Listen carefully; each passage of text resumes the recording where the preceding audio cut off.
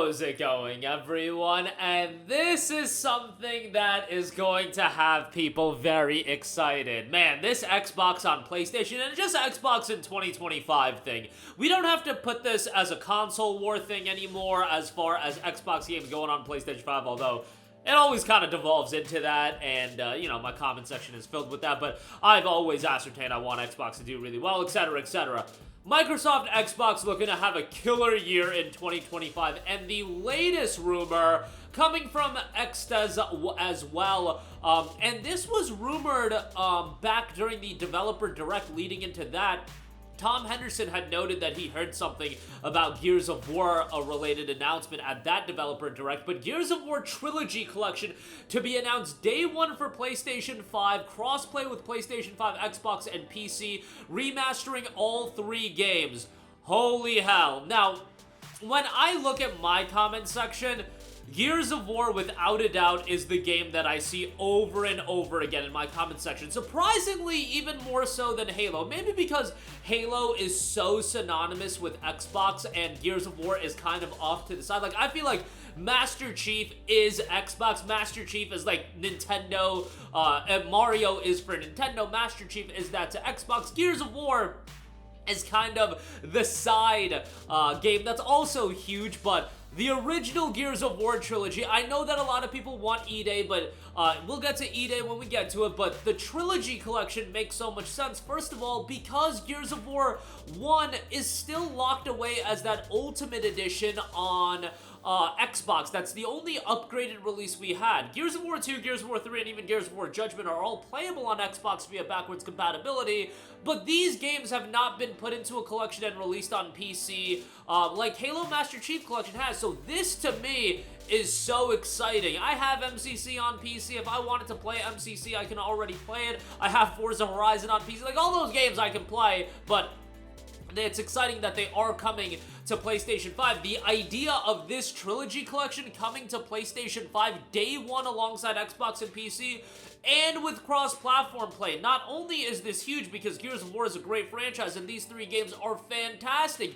Gears of War 2, I think a lot of people would rank as one of the greatest 360 games of all time, but not only that, the franchise, Gears of War as a franchise, while Gears 1, 2, and 3 were huge, I think after that, Gears 4, Gears 5 has lost a lot of that franchise's cachet, and the franchise isn't as big as it once was, much like what's going on with Halo. Well, how do you juice up that franchise? How do you get people to remember how great Gears was or introduce it to a new audience?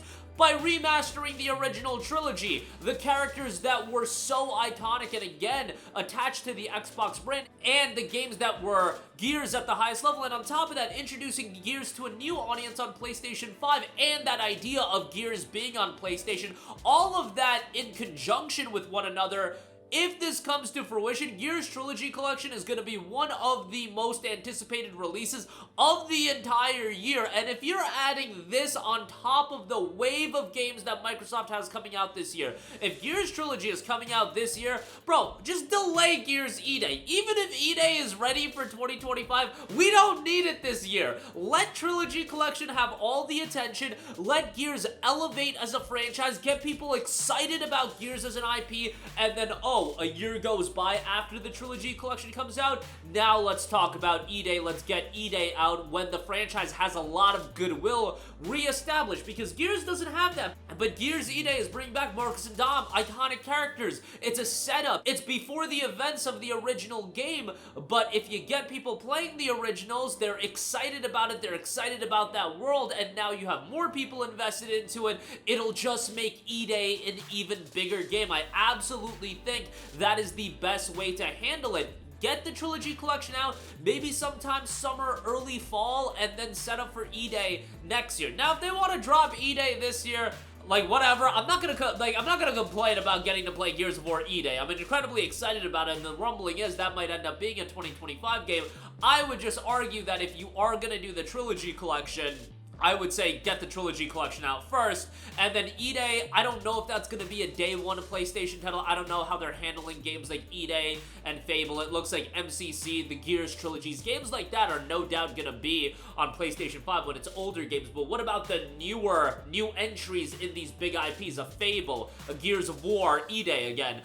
Those games I'm more so curious about how Microsoft is going to handle those, although we do have instances like Doom, the Dark Ages, you know, historic IP, getting a new entry, coming to PlayStation Day 1, Outer Worlds 2 as well, but those games, the previous entries were already on PlayStation, so it's a little bit in flux how all of that is going to be handled, but man, these games were phenomenal, and everybody harkens back to the 360 era of that being Microsoft's greatest era in terms of their games output. It was because of Gears. Gears was one of the, I shouldn't say just because of Gears. Obviously, it was Halo, Gears, Fable. That trio as a franchise was so phenomenal. Fable 2 was remarkable. Let's get, please, if y'all are doing a Gears of War trilogy collection, can we please get a Fable 2 remaster as well? I don't even give a damn about Fable 3 and Fable 1. I would pay $50 for Fable 2 remaster. I don't give a damn if that's too expensive. I'd pay $50 for Fable 2 to have that on PC or PlayStation 5 or even on Xbox. Again, on Xbox it's backwards compatible, but we need Fable 2 updated. We need that game released. Yo, you want to get people excited about Fable again? Fable 2 getting a remastered release I think would have made all the sense in the world before Fable, although this Fable game being done by a new studio, there's a couple of things to consider there as well. But man, Gears of War trilogy, you got MCC rumored as well. Forza Horizon's already confirmed. And now when we talk about these things, we can talk about it more confidently since the first domino has fallen. I get it. Hi-Fi Rush, Pentiment, Sea of Thieves, that was cool last year. Grounded, cool last year. Forza Horizon is a legit big IP now coming to PlayStation, and we can talk about this Project Latitude with a lot more credibility. And Gears Trilogy, that's going to sell millions, legitimately millions of copies across the board. And when you have a game that's accessible to everyone, now people are going to be talking about it all over social media.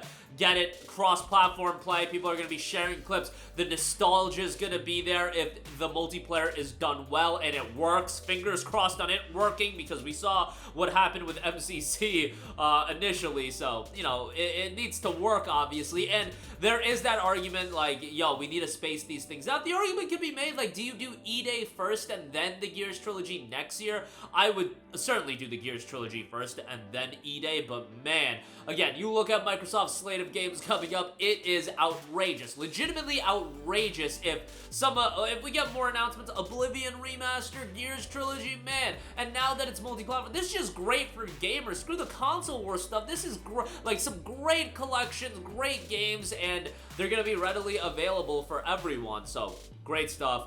As far as that's concerned, and Microsoft doing a lot of this stuff. If this comes to fruition that the gamers actually want, people actually want. Ninja Gaiden 4, are you kidding me? We're getting that this year. Potentially Gears Trilogy, Fable potentially this year. Hopefully Avowed turns out well. Hopefully all these games turn out well. I mean, some of them aren't going to be great, but Gears Trilogy is a slam dunk home run to be excellent. But we'll see how that turns out. That's going to do it for me. Let me know all of your thoughts in the comment section down below.